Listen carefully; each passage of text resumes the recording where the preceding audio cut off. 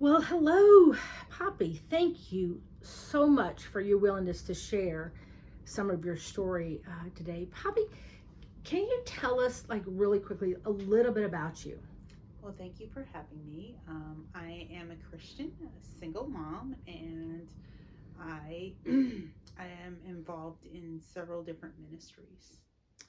Oh, wonderful. So, would you take us back to when you were young and give our viewers a little bit of your history? Now, I know you were raised pretty much by a single mother who was living with her boyfriend at the time. And at the age of 6 till you were about 12, your mom would leave to go work somewhere else and left you at home with her boyfriend. And she would occasionally come to visit. Now, during this time she left you alone, your life took a terrible turn. Share with our audience a little bit of what happened during those years. Um, I would be frequently left in different places and with older men, and my he eventually became my stepdad, but her boyfriend would drop me off at houses, drop me off at bars, drop me off at different places, and for that evening, and he would say this sometimes, he would be like, she's yours for the evening, and then a payment would be made at in the morning or at that evening. You just never knew where it would be, and so um, I have different memories of different places. Some are sketchy, some are not. Some are nice houses, some are just farms, and it really out of the way places that you wouldn't think about. And so it was a continual thing in my life. So this boyfriend basically trafficked you, right? He Yes. sold you, Sold me for sex. prostituted you out, Yes. sold you, and you thought that was normal, right? Yes. I thought every kid in America, like the Brady Bunch, like I thought, when you went to Susie's house or John's house, this was their life. Like Right. every kid would just be dropped off in the middle of the night and picked up. Like I didn't realize that Mm-hmm. this was a very unique thing, that Right. I wasn't the only one, and I didn't realize that it really was me, Right. only happening to me until high school, when um, when I got involved in other organizations like MAD or something, and people started talking, or after school specials, or yes, I know you can kill me later, 21 Jump Street. But I didn't realize that those things were wrong, Yeah. because it happened at such a young age Yeah. that you don't realize that this is not the norm. Right. Well, you're vulnerable.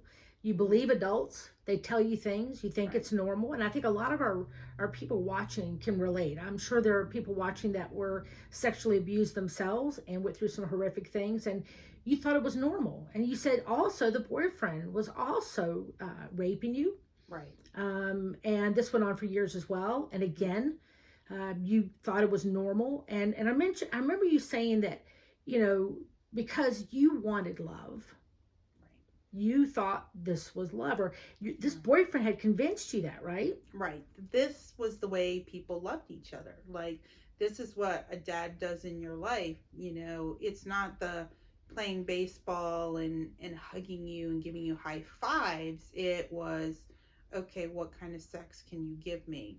What, you know, what, what, what, what is normal? Right, Like, right, well, you show me yours, I'll show you mine. right. The twisted mind of what he was never really changed. I know you had said to me earlier that, when you're young, you don't have a lot to give. You don't, it's not like you're working, have a job or something. And so often young girls, we see this a lot of young girls who get pregnant young. That's the one thing they can control is they can offer their bodies. Right. And so you learned at a very young age that your value was in what you could give a man. And so you're already from a very young age we're seeing the foundation of what was probably going to affect you and has affected you since those days. Yeah, my worth was what I could give. It wasn't based on who I was. It wasn't based on who I am. It was based on how much can you give? What can you give? And it was basically my body. Like, and it was a buying and a selling. It's very different than anything anybody realizes, is that when you're bought and sold, you are a commodity. You don't have an identity. You don't have a worth, but you have a worth, but you don't have a soul worth. Right. You right. have Well, you're a slave. a money You're nothing. worth. Yeah. Yeah. I can imagine some of the nights you were so afraid. And you had said too that you also sensed that something this wasn't right. That in your heart you knew this. You started to feel shame. You started to feel that it wasn't right, and so there was part of the struggle that children have, because at about age 8 or 9, I think is when children kind of get a sense of who they are, and you're beginning to go, maybe this isn't right. But it kept going, Right.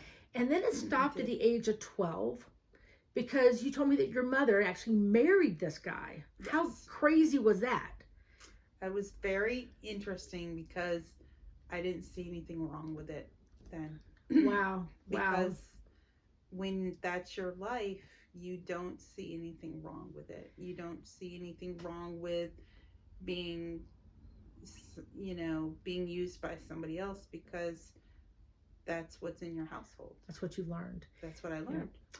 So then you get to be a teenager, and we're beginning to see the ripple effect there. Yeah. And you said that you really didn't talk much. Obviously, you kept to yourself and didn't trust people. And you had a few anger issues. Right? I had a lot of anger issues. I was extremely violent. I spent the time that I did go to school, I spent most of my time in the office getting in trouble for fighting, beating up, drawing blood. If you looked at me wrong, I beat you up. If you said a word I didn't like, I beat you up. If you came up to me and I didn't like you, I had no problem knifing you. I really didn't care. And I didn't care if I could hurt you first. Yeah. That was my motto. Yeah. Hurt you before you can hurt me. Well, because you had been hurt, So we see again, and there's a lot more that happened in your teen years, but somehow you managed to do well in school, right, which was just amazing to me, because I don't know how, shouldn't have been in jail, juvie then. And then you managed to go to school, go to college, which was, again, a miracle. And we'll have to kind of skip past some of that. And that was a highlight. That was like something positive happening. Right. You're beginning to see the light a little bit. But then you decide to join the military. And something happened there. Give us a little bit of that story. When I joined the military, you become a family, and the people you hang out with become your family. And like with family, you have a tendency to do things. But because of my past and wanting to have a family, I got into a group of people that weren't doing necessarily good things or right things, and so they a couple of the people in there thought that there was people snitching and talking to NCIS, and so they decided that they thought it was me, and so they decided, you know what, we're going to take care of the problem, and the way you take care of a problem is you make it disappear, which they had planned on murdering me. They had followed through with the plan to murder me. Unfortunately, I'm too stubborn to die, and I lived, but they went on to actually kill the person who was talking to NCIS. And they, of course, did go to prison. They went to prison, both of them. But you had some head injuries. To this day, you deal with some of that consequences. And so, so again, we're seeing this, again, if you look into someone's life, you see where it begins. You see the source. Of course, we know it's the enemy.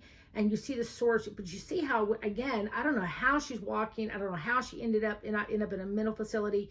So then we get into her adult life, and she decides to get married, and she marries a sweet, kind, loving, godly man.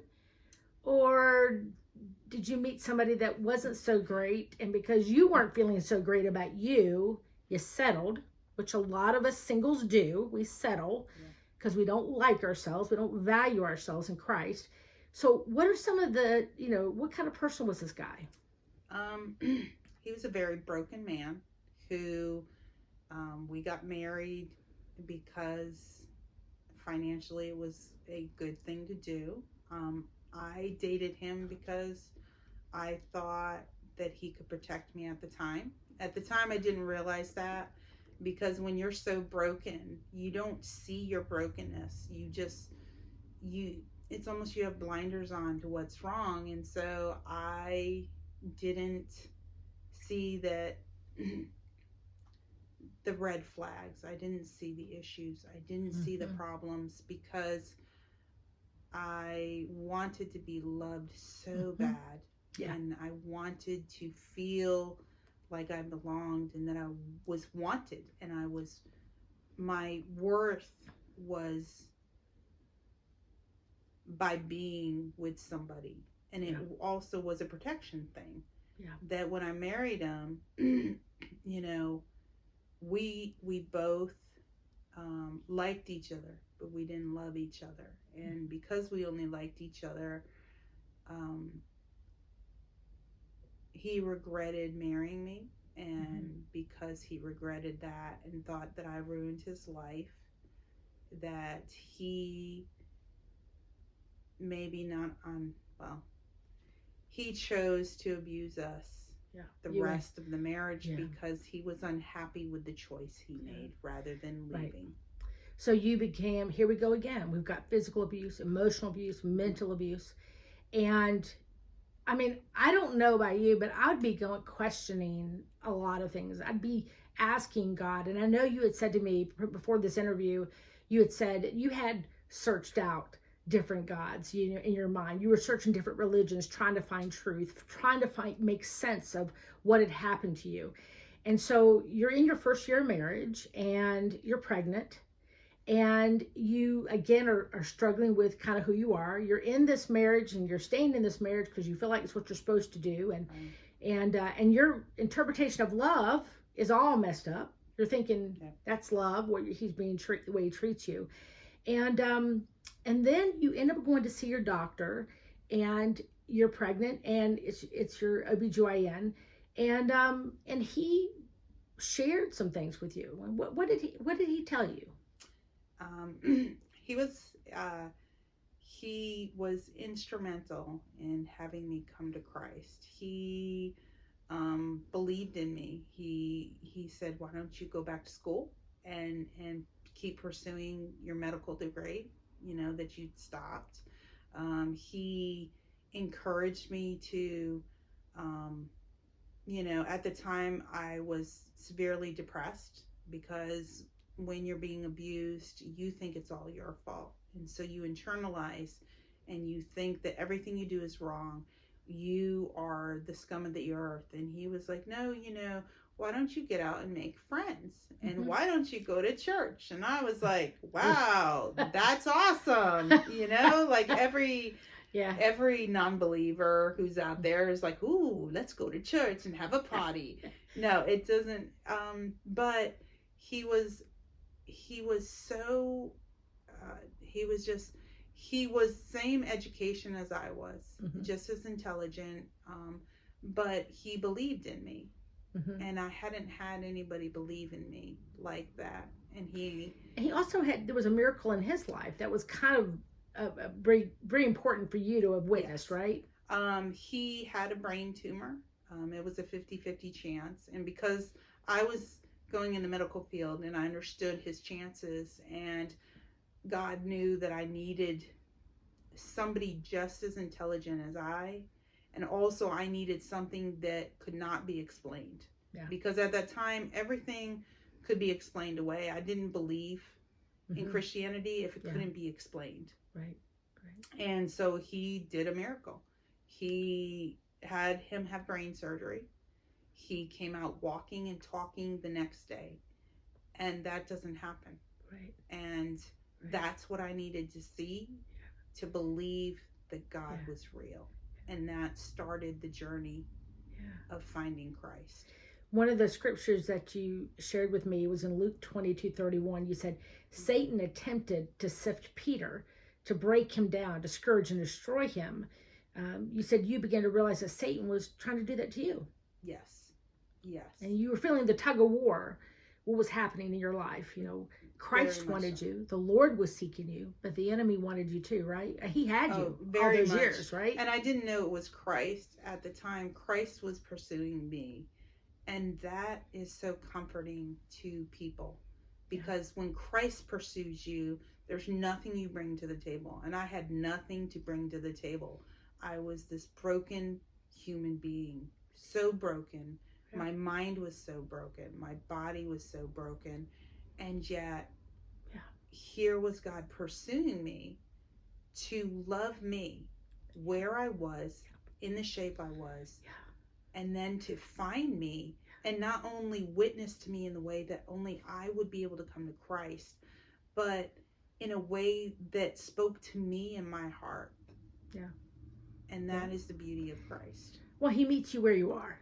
That's what I love. Very much. And it's a great story of love. And, and that's why, we should share our stories, because we don't know what story is going to relate to what person. You put yourself in situations where, you're going to meet somebody that's got kids because you've got kids, or you're going to meet somebody that was in the military because they were in the military. And that's going to be the story that is going to connect to them.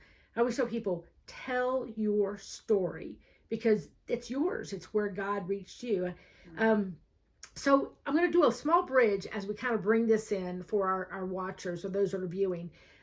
You started first taking your kids to church because, that's what you do as a good human being. And parent. Or babysitter, one or the other. And free daycare. Yeah, how can you miss it? So you took them to church. And I love that was like a baby step. And I remember, Poppy, when I was a young Christian, I remember parents literally, I would see the kids come and I'm like, where are the parents?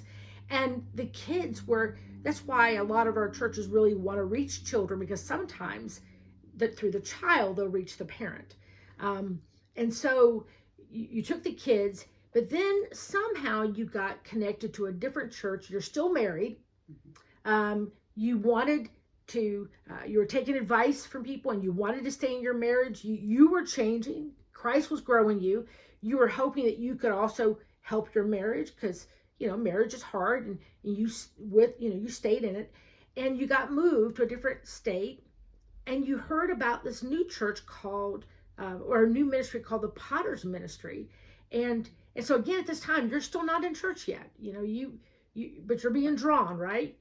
I kept bringing my kids to the same church, and free daycare, people, just remember that, free daycare.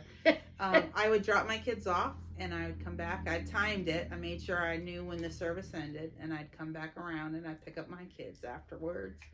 And same church, not a different church. Same church, same place. Okay. It just happened they had an event that evening that my doctor was like, you know what, you really need to come this evening and see this. And I was like, okay, I'm kind of, all right, why not? I'm not doing anything. And I went in and, it's all dark and moody, and, it kind of always feels like one of those ritualistic things, but it's not the way real church goes, people. It's just happened to be because he was doing so it was dark. It was dark. And there was a light and there on was the a stage. light on the stage. So you thought you were at a rock concert. So it's almost like you're at a rock concert, but it's at a Christian church. Okay. And so you walk in, and we took our seats, and I can clearly remember we took our seats, and I'm sitting there, and the guy comes on, and he used to be an ex-rock star, and he's talking about, his wife is there, and they both play music and they both sing. So he is a potter, and he has a potter's wheel. And if you're familiar, or if you're not, the potter's wheel, there's a story in the Bible about the potter's wheel, and the potter chooses what he wants to create with the potter's wheel. And this guy is making this beautiful vase. I mean, you're sitting there when you walk in, and he's making the vase while you walk in, and it is gorgeous. It's something that you would see at the Smithsonian.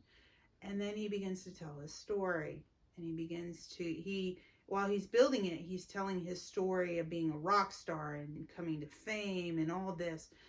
But then he starts stripping it away and saying, as God was stripping me of everything, and then the drugs, and then the women, and then my wife said she was going to leave. And meanwhile, she's praying for me to come to Christ, and I think she's crazy. And he goes through and he gets to the bottom, and there's just little bit of clay left. And then he begins to rebuild it into this simple little pot, or not even a vase, just a little pot where you would pour water from. And it's very simple. It's not even as beautiful as the first one, but he says, this is what God created. And as he began to share that about how God loved me, and how God wanted me, and how God rebuilds and redeems, that it just clicked finally. I had read the Bible before when I was a kid, because my stepdad, the boyfriend, had his own religion, and we were forced to read the Bible. And so I knew something about it, but for the first time, it wasn't just pictures in a book. It was actually a story. And it was like, for the first time, the veil from my eyes left, and I understood everything. And it was amazing that it was like, oh my gosh, I know what this says. Holy cow, this makes sense. Because prior to that, it was like reading Chinese, but then it just came alive, and I could read it and understand it. Yeah. And that was Christ. Yep. And I was bawling, and he goes, if you want to come up, you can come up. And, my husband at the time is sitting next to me. My kids are sitting next to me, and I'm like, I've got to go up. And I get up, and I walk to the front, and I dedicate my life to Christ. Yeah. Well, what a great story. I want to finish with a couple verses that you say are your life verses. First one was 1 Peter 5:10. You said, after you've suffered for a little while, the God of all grace will what? Restore, confirm, and perfect. Make you strong, firm, and steadfast. Maybe different right. version. On if you're doing the King James version over there. Yeah. And then the second one is where you said you put your personal name for God. I did. And so you said, Poppy, Satan has asked to sift you like wheat, but I have prayed for you, Poppy, that your faith may not fail. And figure the God, Christ of the universe, is praying for you. How much more can you ask? It's so personal. It's so for you. Yeah. Poppy, I'm so glad that God didn't forget you. And I'm so glad that you're here, because there's some people that have a similar background, and they did end up in jail, or they hurt themselves. I know you hurt yourself. You have everything from some of the things you overate, or bulimia, to cutting, to, whatever you did. Some people have similar stories. And we're just amazed that you're here, because God had a different future for you, a different plan. And those that are watching, God is doing the same thing. He's got a plan for them if they would just turn their life over to him. But what would you say to that person who's watching this, who was moved by your story? Because we're sharing this because with our big retreat, our singles retreat, LaborDaySingles.org, we do a charity every year, a different charity. We pick one in America, one abroad. And this year it's Destiny Rescue, which they rescue children that are being trafficked in these other countries. But they also try to help before they ever fall into it, as well as post-care. What would you say to that person who's watching this, who maybe, was affected by your story? I would just say try to help and volunteer and give, and because I'm just getting help now, and the ripples wouldn't have been so severe had I gotten somebody had rescued me when I was younger. Somebody came and saved me when I was 10, Right. 9, 8, 7, even 6. Yeah. And then where would my life be now? Yeah. And yet I think of you as that your mom, she was a single mom before she met your boyfriend. I think about the value of singles ministry, the value of single parent ministry, and how, because it was the convenience, you were alone.